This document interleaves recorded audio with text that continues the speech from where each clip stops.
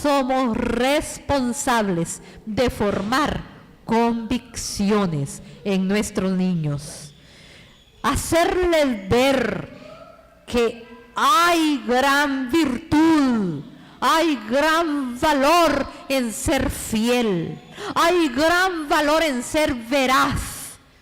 En estos días nos hemos estado gozando con un grupo de alumnos del seminario Berea, leyendo el diario de Jorge Fox.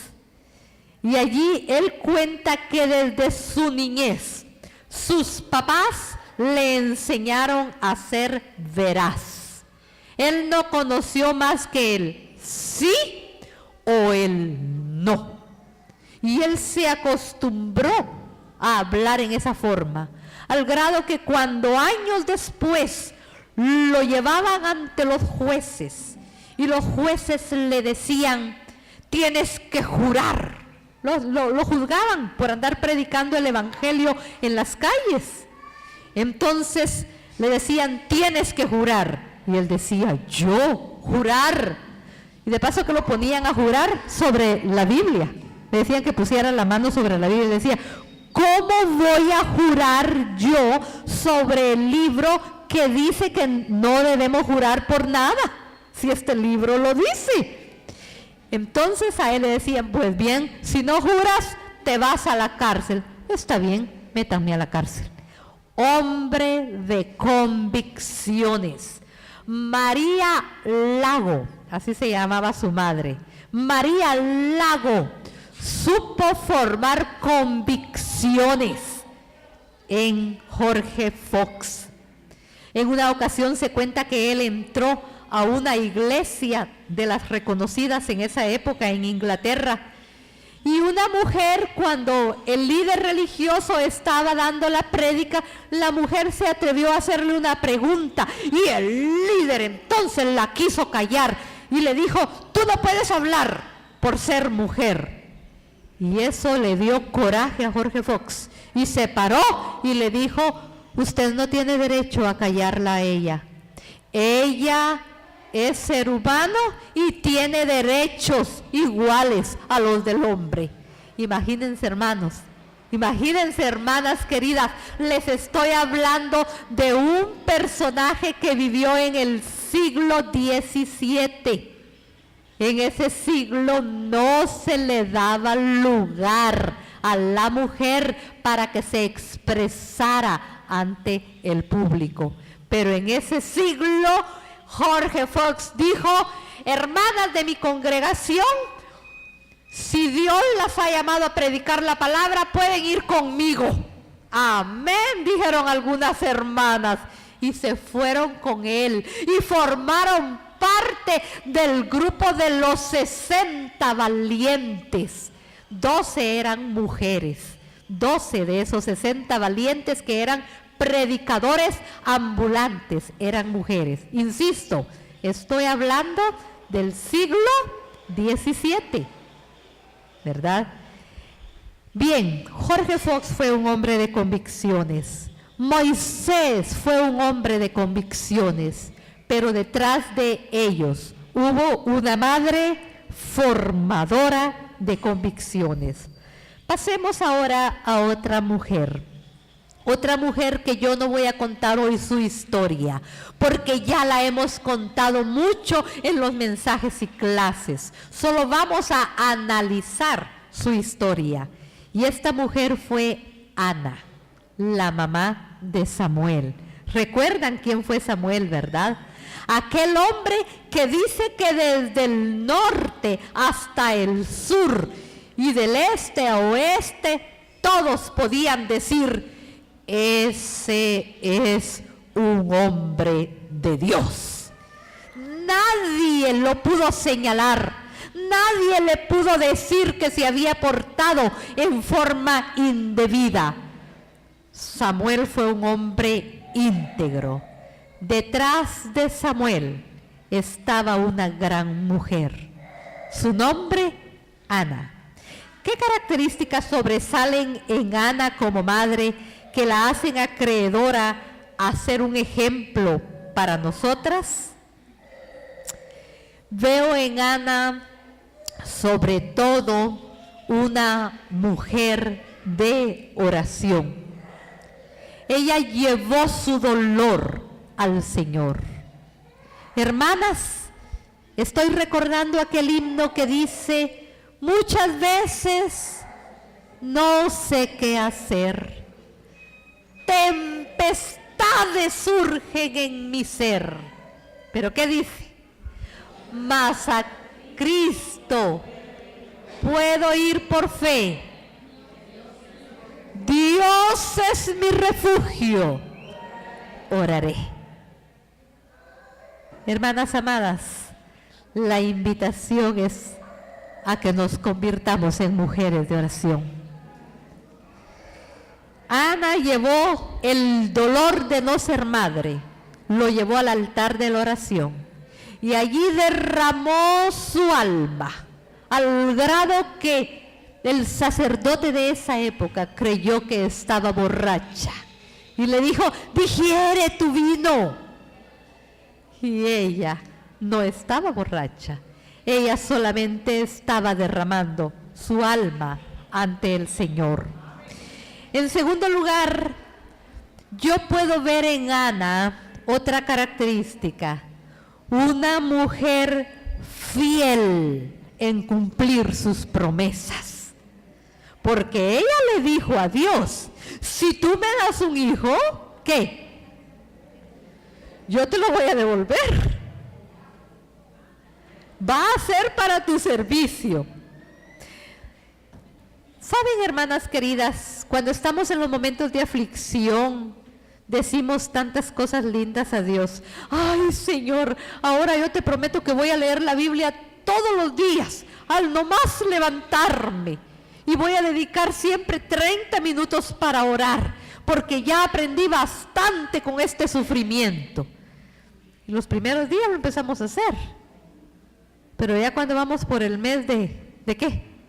Si empezamos en enero, ya cuando vamos por marzo o abril, ay, Señor, perdóname, pero solamente te suplico que me bendigas, porque si no me deja el bus y ya me voy para mi trabajo. En el nombre de Cristo, amén.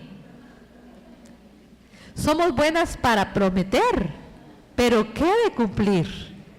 Yo veo en Ana una mujer que cumple sus promesas ante Dios. Y hermanas, cuando nosotras prometemos algo, debemos cumplir. A mí no se me olvida una vez cuando estábamos como pastores en el tabernáculo evangélico Amigos de Chiquimula, una señora llegó con su hija grave, ya estaba terminando el culto de oración y me dijo: ¿usted es la esposa del pastor? Yo le dije: sí. Y me dice: ¿puede clamar, por favor? Mi hija está grave, ya los médicos me dijeron que va a vivir lo más un mes, pero yo sé que ustedes, los evangélicos, tienen fe. Por favor, pídale a Dios que me la sane. Y yo le dije: pues yo puedo hacer esa oración, pero yo no le puedo exigir a Dios. Yo le puedo suplicar, si Él quiere la va a sanar. Pero me interesa, señora, su vida. Me interesa usted. ¿Usted ha arreglado cuentas con Dios? No, me dijo. Después que ella sane voy a aceptar a Cristo, me dijo. Y miren, Dios tan misericordioso. La jovencita sanó. Dios cumplió, pero la señora no cumplió.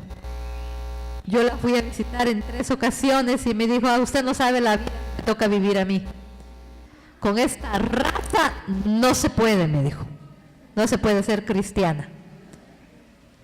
Hermanas, nosotras tenemos que tener cuidado. Cuando le prometemos algo al Señor, debemos cumplirlo. Ana cumplió. Y dice la Biblia que cuando ya había destetado a su hijito, lo llevó al templo para que sirviera al Señor. ¿Qué otra característica sobresale en Ana como mamá, que la hace acreedora de ser un ejemplo para nosotros?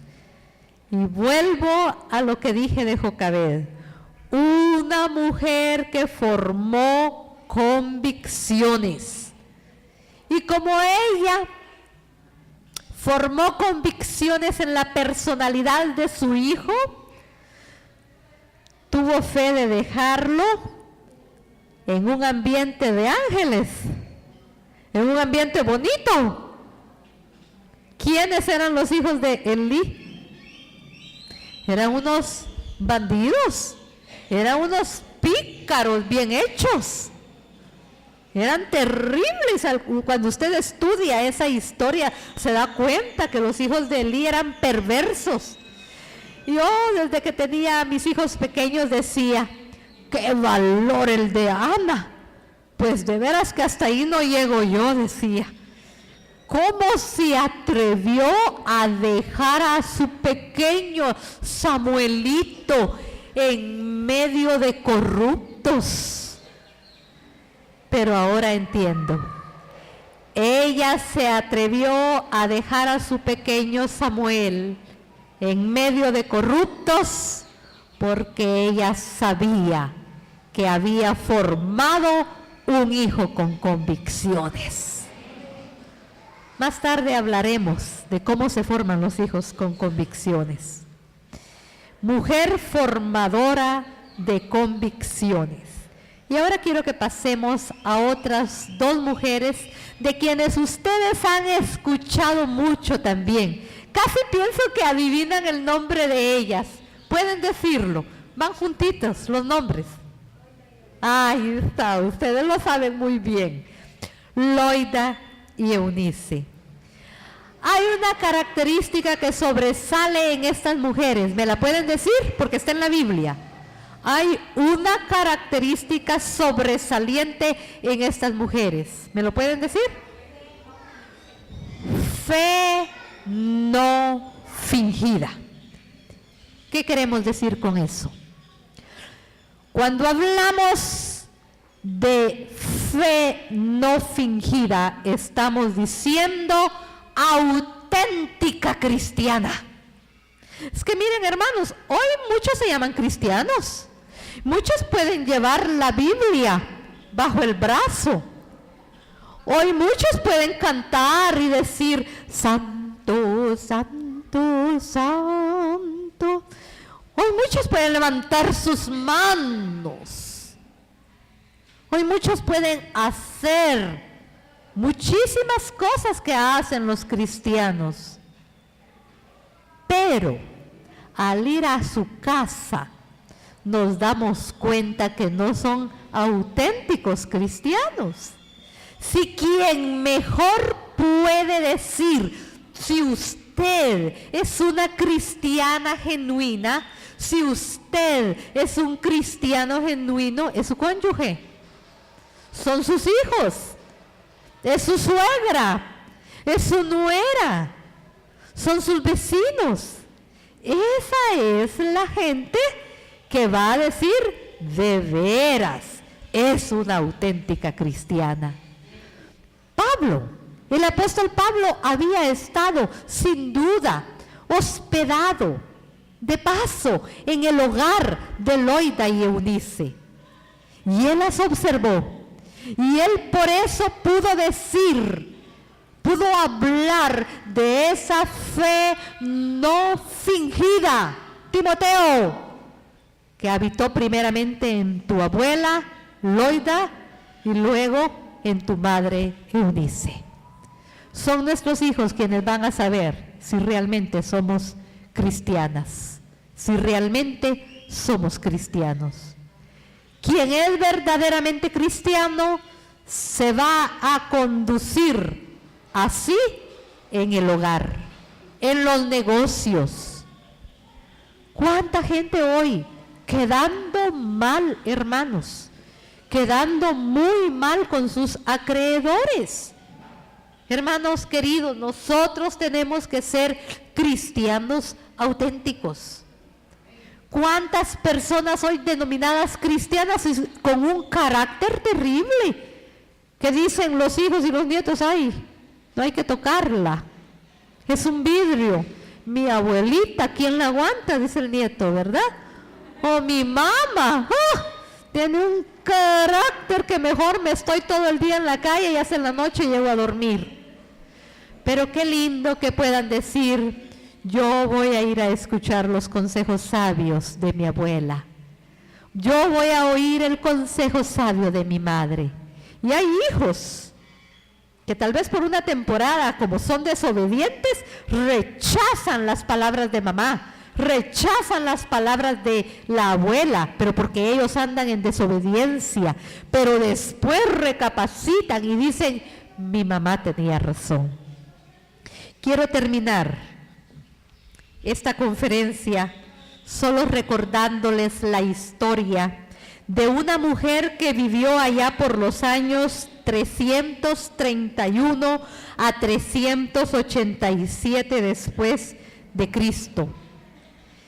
Ella enseñó a su pequeño hijo todo lo que podía de la vida cristiana, pero como ella tristemente estaba casada con un hombre infiel, el hijo, cuando llegó a la adolescencia, se pervirtió, cayó bajo, muy bajo. Aquella madre, dice la historia, que lloraba tanto al orar por su hijo, más de lo que una madre puede llorar cuando su hijo muere. Ella realmente agonizó en el altar de la oración, suplicando a Dios que tuviera misericordia de su depravado hijo. Además, ella fue constante en aconsejar a este hijo ingrato a volver a Dios. ¿Ya saben el nombre de esta mamá? Quienes conocen la historia de la iglesia, ya saben el nombre. Mónica, la mamá de Agustín. Un día, Agustín decidió, cual oveja perdida, volver al rebaño del buen pastor. Mónica se puso muy feliz al ver las respuestas